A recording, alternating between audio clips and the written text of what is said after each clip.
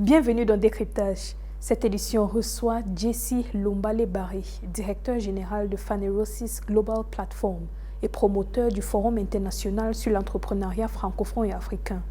Jessie Lombale-Barry nous présente les enjeux du Salon international de l'entrepreneuriat francophone et des PME africaines qui se tiendra du 3 au 5 août 2023 à Accra au Ghana. Merci d'être présent sur Africa 24, Monsieur Lombale-Barry. Afreximbank, en marge de ses assemblées annuelles 2023, a célébré 30 ans d'existence.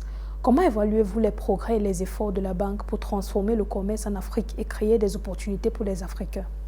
Les progrès sont louables.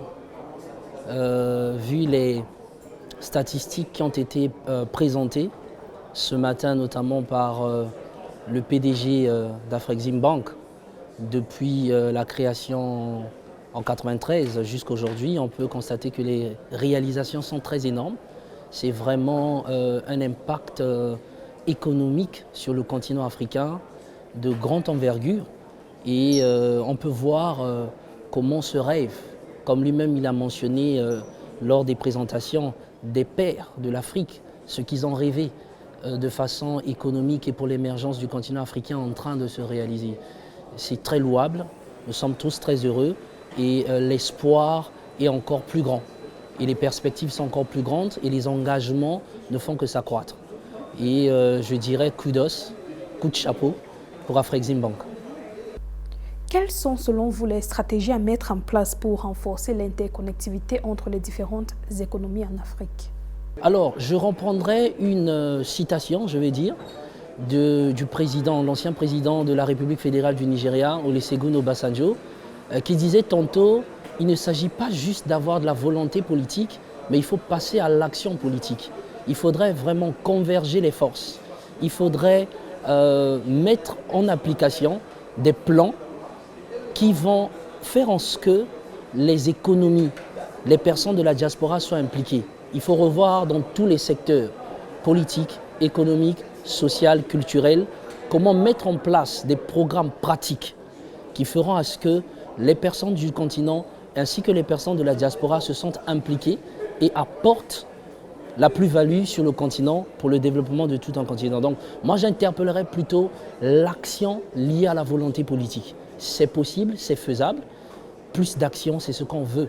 Moins de discours, moins de promesses, nous faire rêver entre guillemets sur des perspectives, mais ne pas très agir. Les gens veulent agir, mais il faut un cadre politique adéquat qui va favoriser justement la réalisation de toutes ces choses. J'interpelle à l'action des leaders politiques. Aujourd'hui, le commerce intra-africain reste faible à seulement 14,4% des exportations africaines totales. Malgré tous les efforts mobilisés pour stimuler le commerce entre pays africains, pourquoi les chiffres restent-ils insatisfaisants et comment renverser cette tendance?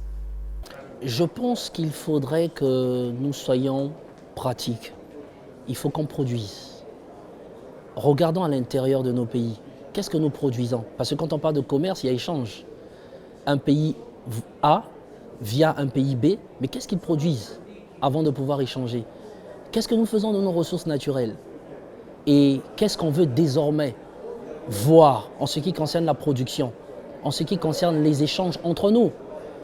Je vais encore citer le président, l'ancien président du Nigeria, Olusegun Obasanjo. Il a pris un exemple. Il dit la Côte d'Ivoire produit le cacao, le Ghana produit le cacao.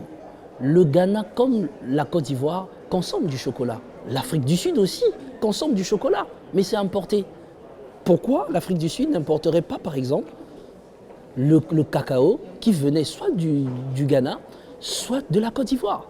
Et aussi, mais nous devons mettre en place des structures logistiques, les moyens logistiques qui permettront aussi la facilitation de ces échanges. Production, moyens logistiques, les échanges se feront librement. Vous organisez du 3 au 5 août 2023 au Ghana le Salon international de l'entrepreneuriat francophone et des petites et moyennes entreprises africaines. Pourquoi un tel focus sur les entreprises spécifiquement francophones? Merci pour cette question. L'on peut tous constater que le monde anglophone en matière de business est plus dynamique que le monde francophone. Et aussi, de par mon expérience, les anglophones n'ont pas trop de regard en ce qui concerne la francophonie, à moins que ça soit des grands groupes ou bien déjà ayant atteint un certain niveau et sont prêts à s'étendre ou ont déjà des extensions dans d'autres pays.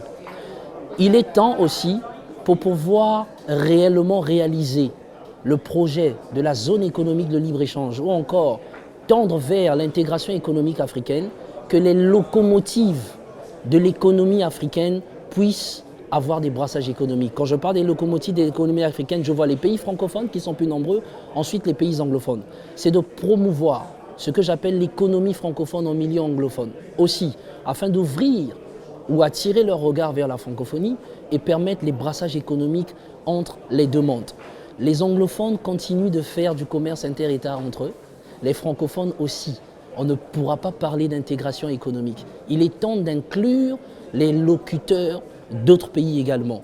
D'où la promotion du Salon de l'entrepreneuriat francophone et des PME africaines au Ghana, qui fait en sorte que nous puissions avoir les opportunités d'affaires des deux mondes et aussi créer des synergies économiques. Pas seulement pour les francophones, mais aussi pour les anglophones, parce que nous prévoyons après cela organiser des missions économiques qui quitteront des pays anglophones vers les pays francophones. C'est notre contribution pour l'intégration économique du continent.